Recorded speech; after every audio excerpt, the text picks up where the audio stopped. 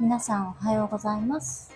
そして会えなかった時のために、こんにちは、こんばんは、おやすみなさい。みやこです。今日はとりあえず紅茶を入れて、坂口安吾の桜の森の満開の下という短編を読んだので、その感想をちょっととうとうと語ろうかと思います。噛んじゃった。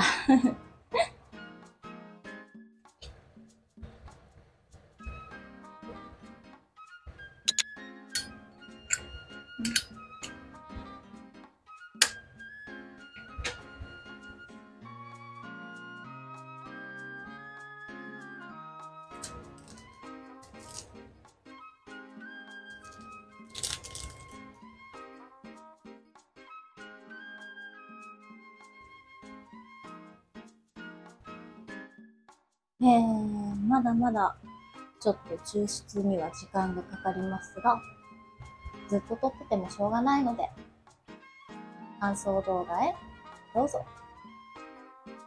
はい、紅茶が入りました。よいしょ、熱。ウィーンで買ってきたマグカップ。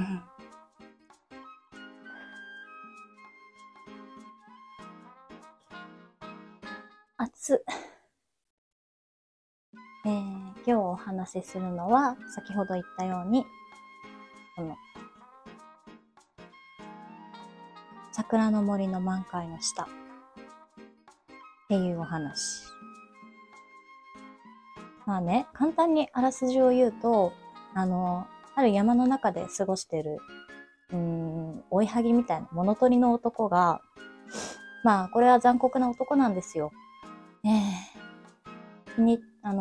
簡単に人を殺すし、気に入った女がいれば、まあ、旦那を殺してさらってくるみたいな。そんな男がね、まあ、7人も女房がいたんですけれども、ある日、とっても美しい女性に出会って、まあ、例のごとく奪うんですね。でもその女性も結構残酷で怖い女なの。私を連れて行くなら、夫を殺しなさいと。で、男の家に着いたら、他の女房も殺しなさいと。あ、そいつは私の女中にするから残しといていいわ、みたいなことを言う女なんです。それで、女は山の中の暮らしにあいて、都へ行きたがるんですね。で、男はそれを聞き入れて、都へ行く。都で女は男が殺してきた人間の生首を使っておままごとみたいなお遊びをするんです。生首でね。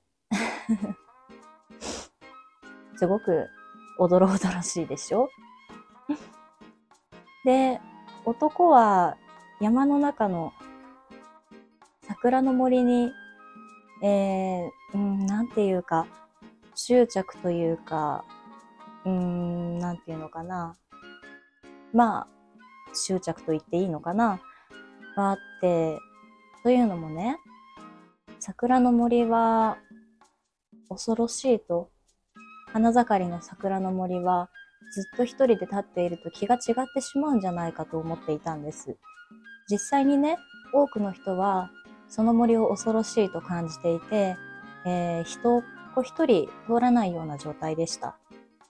で、男は今度こそ、この春こそ、その桜の森に一人で座ってみようと思っていたんです。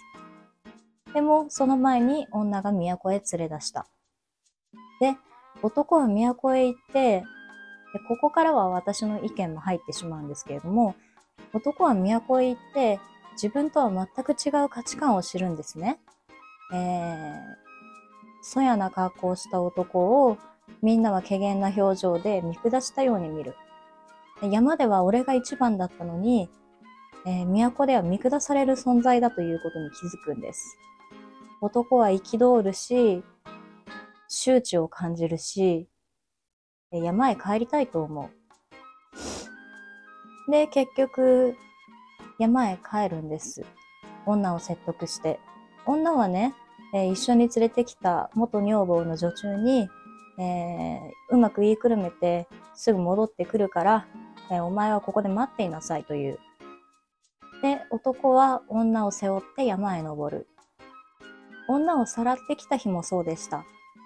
女を背負って男は山を登った。その時のことを二人は思い出します。あの時、女はね、あの時あんたは随分息を切らしていたね、と。男も、ああ、もう随分くたびれたよ、あの時は、と。まあ、それで、ちょうど着いた頃に、桜の森は満開になっているんです。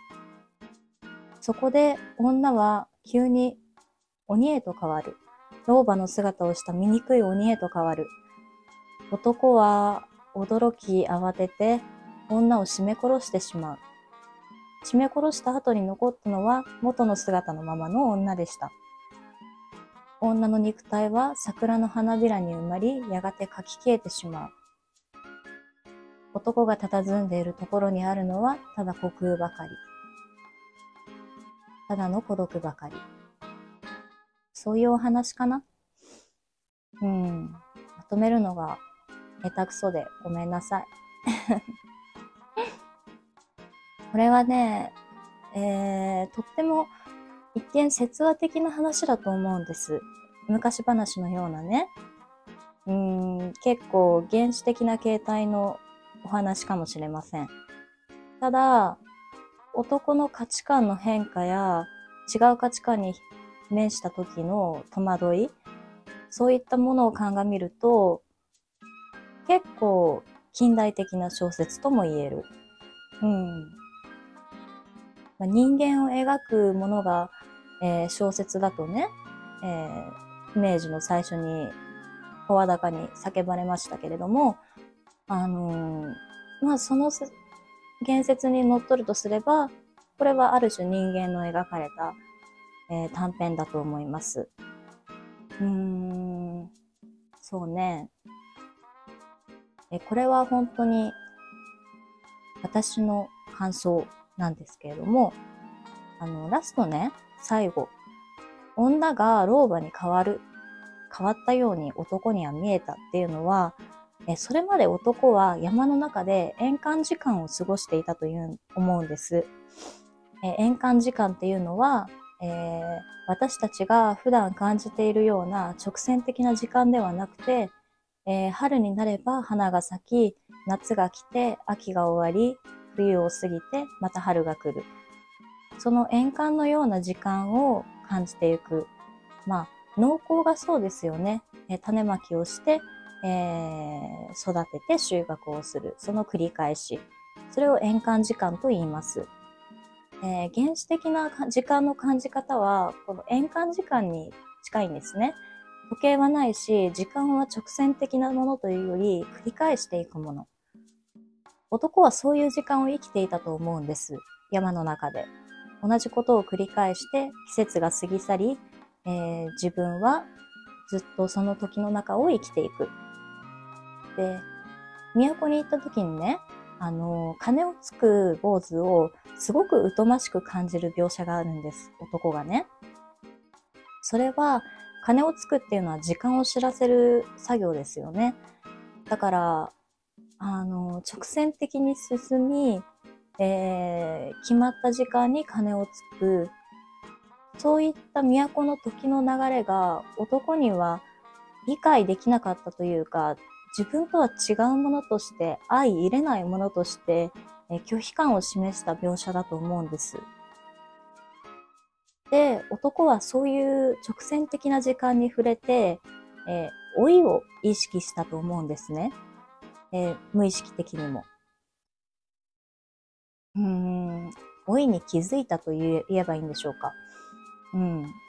だから、最後女が醜い老婆に変わって鬼となったのは、この女もいつかは老いて老婆になるという当たり前だけれども直線的な時間の連なり、老いを強く意識したことによって、男には女の美しさが永遠ではない。時は過ぎていき、物事は変わり、生命も移ろいゆく。そういうことに気づいてしまった描写だと思うんです。これは私の意見だから間違ってるかもしれないけど、まあでも感想なんて人それぞれだからいいわよね。で、まあ、私の感想としてはそんな感じかな。あとはもう本当に生首でおままごと遊びをする女性の描写が美しい。美しいのって思うでしょ？でも本当に美しいの。多分ね、坂口安吾について私はあまり知らないですけれども、泉鏡花の影響は受けてるんじゃないかしらと思いますね。これを読んだ限りは。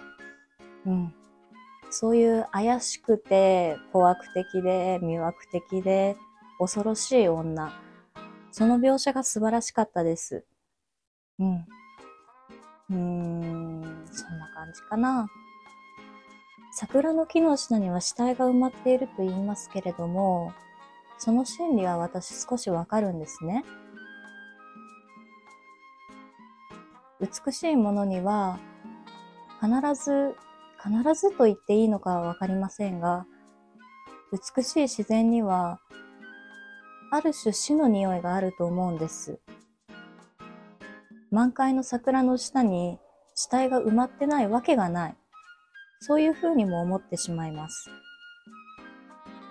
なんだろう。ただ清廉で潔白で清らかなだけのものより、少し毒気がある方が人を魅了するような気がするんですね。少なくとも私はそういうものに惹かれてしまう。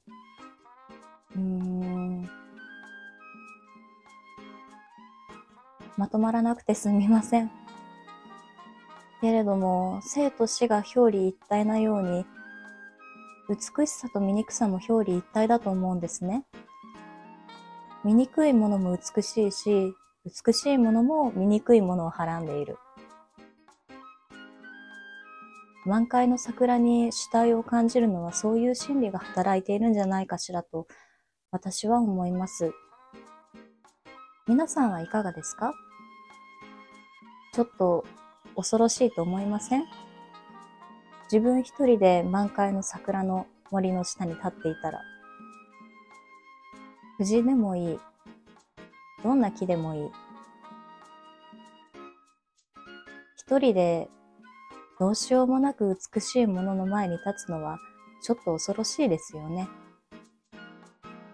なんだろう。自分の手の及ばない果てしなさにおののいてしまう。人間のそういう心理はあると思います。感想動画って言っときながら、ちょっと話がずれちゃったかしら。まあ、いろいろ考えることはありました。うまくまだ言葉にまとめられないけれども、心に残る作品でした。そんな感じかな。今日はちょっと怪しい感じにしたくって、髪型もこうで、着物も赤を差し色に、黒を基調にしてみました。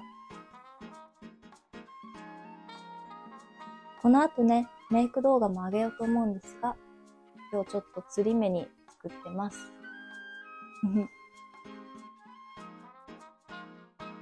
まあ、そんな感じでした。まあ、まとまらない話でごめんなさい。もういい加減終わりましょうか。本日も聞いてくださってありがとうございました。ぜひ読んでみてください。すごく短いの。桜の森の満開の下は。本当に短編だから、ぜひ読んでみて。普段本を読まない人でも読みやすいと思う。坂口安吾までね、時代が下れば、そんな義語文みたいな読みづらい文章ではないから。でも、願わくば誰かの感想を聞いてみたいし、おすすめの本も聞いてみたい。だからコメントくだされば嬉しいです。また次の動画でお会いしましょうね。では、バイバイ。